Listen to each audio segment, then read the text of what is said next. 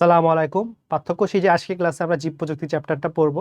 তো আমার পিছনে তোমরা দেখতে পাচ্ছ যে প্রথম যে হচ্ছে পার্থক্য আছে সেটা হচ্ছে তোমার টিস্যু কালচার আর রিকম্বিনেন্ট ডিএনএ প্রযুক্তি। তো টিস্যু কালচারটা কি? টিস্যু কালচারটা হচ্ছে তোমার উদ্ভিদের কোনো বিভাজনক্ষম কোষ বাইরে বের করে নিয়ে এসে সেটা তোমার আবাদ মাধ্যমে বৃদ্ধি করে যে নতুন উদ্ভিদ তৈরি প্রক্রিয়া, সেটা হচ্ছে তোমার টিস্যু কালচার। আর রিকম্বিনেন্ট ডিএনএ প্রযুক্তিটা হচ্ছে তোমার, ধরো আমার একটা ডিএনএ আছে, সেই ডিএনএর ভিতর আমি অন্য একটা জীবের ডিএনএ আনবো, নিয়ে এসে সেটাকে একটা সংকর দিয়ে বানাবো, মানে আমি এখানে আমার জিনগত যে বৈশিষ্ট্য তার পরিবর্তন করব। তো টিস্যু কালচার সম্পর্কে দুইটা জিনিস খুবই ইম্পর্টেন্ট, সেটা হচ্ছে তোমার টিস্যু কালচার জনক হচ্ছে গট্টিলে ভ্যাবারল্যান্ড।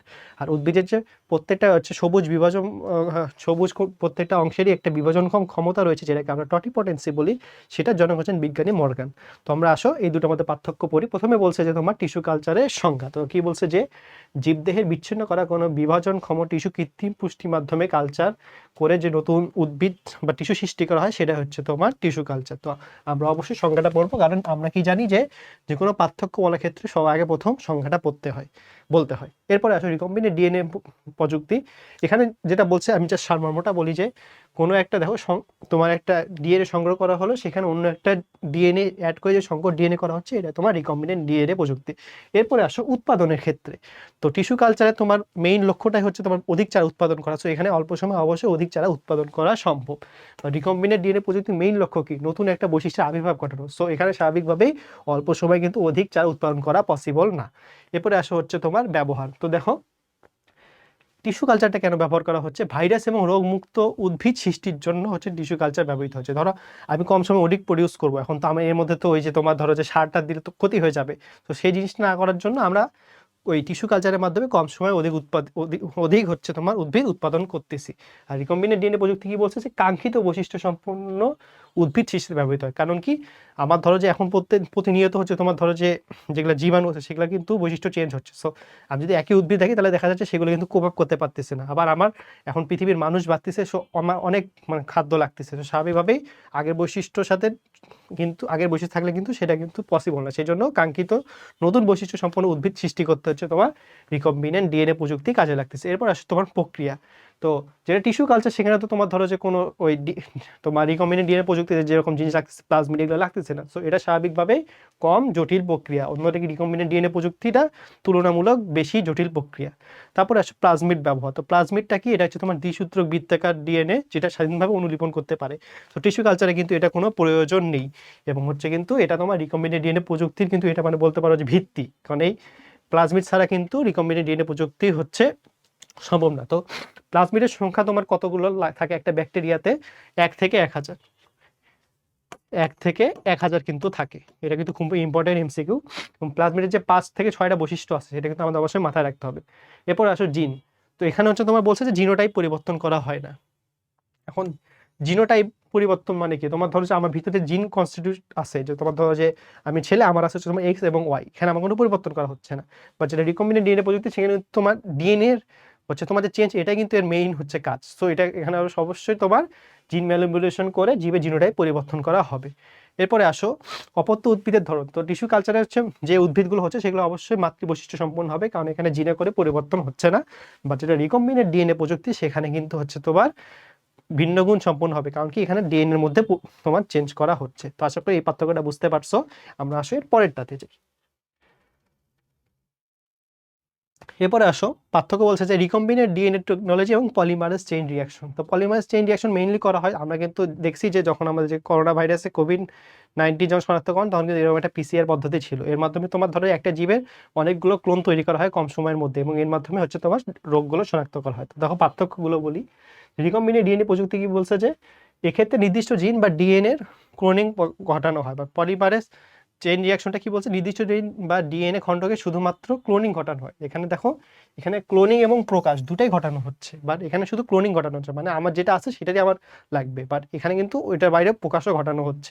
এরপরে আসো সংগঠিত পদ্ধতি। এটা হচ্ছে তোমার ইন ভিভো পদ্ধতি। ইন ভিভো মানে কি? এটা যে সজীব কোষ আছে এর ভিতরে হবে, আর যেটা ইন ভিট্রো, যেটা হচ্ছে পলিমারেজ চেইন রিয়াকশনের ক্ষেত্রে, এটা কিন্তু সজীব কোষের বাইরে অবস্থিত হয়। এবং তারপরে দেখো যে রিকম্বিনেন্ট ডিএনএ প্রযুক্তিতে কিন্তু ভেক্টর অত্যাবশ্যক, মানে কি এখানে প্লাজমিড লাগে, কোনো একটা বাহক, সেটা কিন্তু প্লাজমিড, সেটা কিন্তু রিকম্বিনেন্ট ডিএনএ প্রযুক্তিতে লাগে। বাট যেটা পলিমারেজ চেইন রিয়াকশন, সেখানে কিন্তু তোমার কোনো ভেক্টর বা বাহক দরকার হয় না। এরপরে আসো তোমার রিকম্বিনেন্ট ডিএনএ প্রযুক্তির এনজাইমটার নাম দেখো কি বলছে, রেস্ট্রিকশন এন্ডোনিউক্লিয়াস এবং ডিএনএ পলিমারেজ।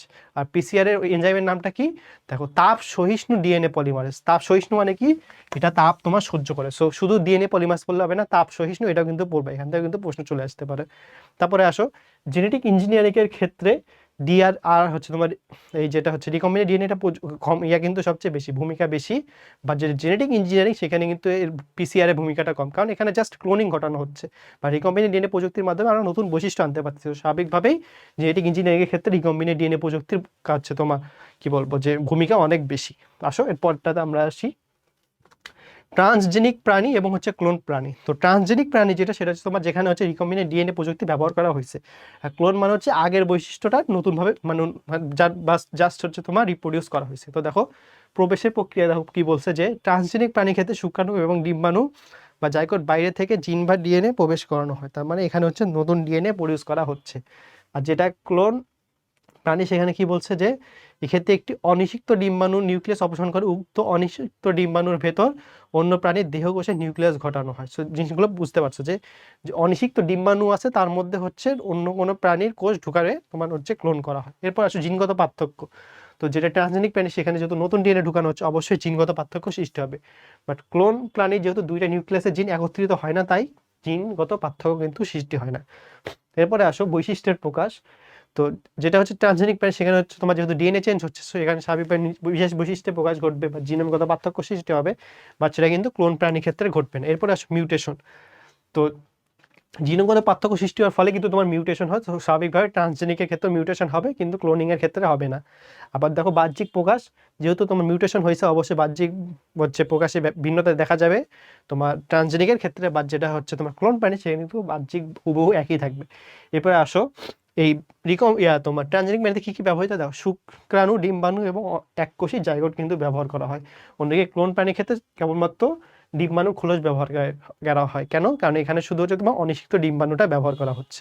আচ্ছা, এখন আমরা হচ্ছে একটা প্রশ্ন পড়বো। দেখো কি বলছে এখানে, যে টিস্যু কালচার সম্পর্কে কোনটি সঠিক নয়। আচ্ছা, প্রথমে বলছে এটা অপেক্ষাকৃত কম জটিল প্রক্রিয়া, হ্যাঁ এটা সঠিক। তারপরে আসো বলছে যে জিন ম্যানিপুলেশন করে জিনটাই পরিবর্তন করা হয়। এখন দেখো আমরা কি জানি যে তোমার যেটা টিস্যু কালচার, সেখানে কিন্তু জিনটাই পরিবর্তন করা হয় না। সো এটা কিন্তু ভুল।